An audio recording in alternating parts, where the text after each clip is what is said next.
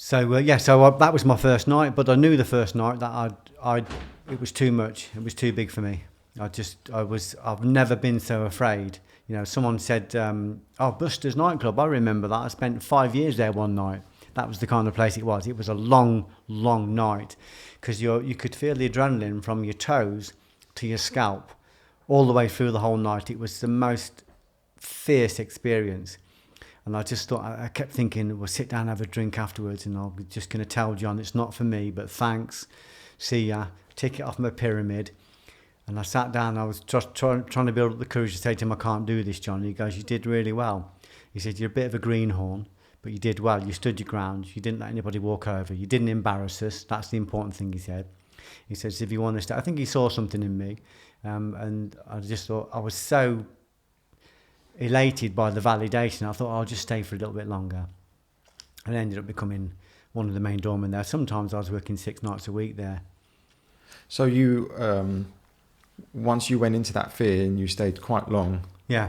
I mean, this is probably for another podcast, but the story of you, how long you stayed and what happened to you. And then that's a big story, but the main thing was I went from being afraid of changing jobs. I went from afraid of a spider in the bath.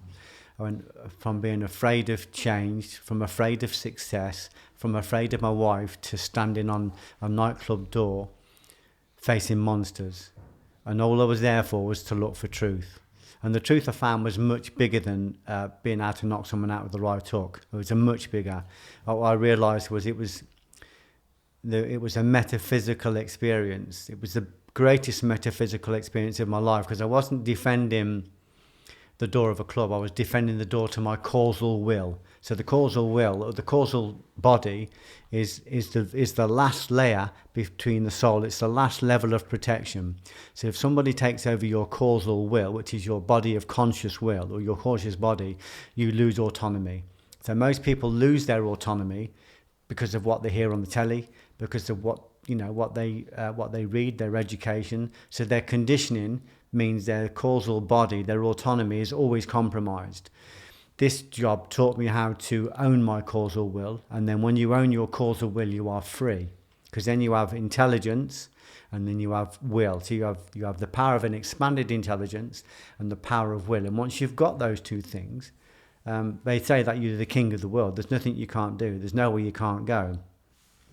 So the experience was visceral because it was about the physical thing. It was about learning how to knock people out. It was about learning how to control the endocrine system, how to control the endocrine system of other people, how to use sound, how to use projection, like mind projection, so we could use certain sounds to pull people out of their body and fire them into the future, and then bring them back to their body. So you could say to somebody, you're turning up at my front room. This is my house. This is my job. This is where I am every night. And you're fucking about. And you think you can do that. But I'm going to come to where you work tomorrow. I'm going to find out where you work tomorrow. And I'm going to come to your factory tomorrow. And I'm going to come in your canteen when you're having breakfast. How do you feel about that? So this guy is suddenly projected to tomorrow. He's in tomorrow. He's watching me walk into the room. Then he comes back to his body and I'll say, do you want that? And he would step away and say, no, I don't want that. So you save this factory worker. You save this father or this son or this brother or this uncle. You save him by showing him but these were metaphysical techniques that we were doing because the environment taught us. Not because someone said, if you do this, this will happen. The environment taught me that. The environment that environment had its own egregore, had its own kind of being, which was much greater than the sum of all its parts. So every piece of learning that's ever happened in that environment taught me how to work that environment. But in order to learn from that environment, I had to let go of everything I thought I knew. He said, you have to let go of everything. All the stuff you've learned, all the lineage, all the, the loyalty you've got to your teachers, all of the techniques, all of the years and years you spent in karate, you've got to let go of all that. You can't retain any of that. We're just going to show you what works. It's not either good or bad. It's not moral or immoral. It's not ethical. It's not ethical. It's not unethical. It's just what works in this environment.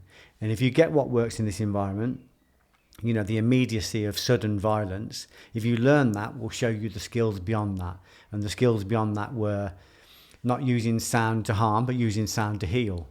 Kotodama Gaku, the use of magic sound, the use of sound.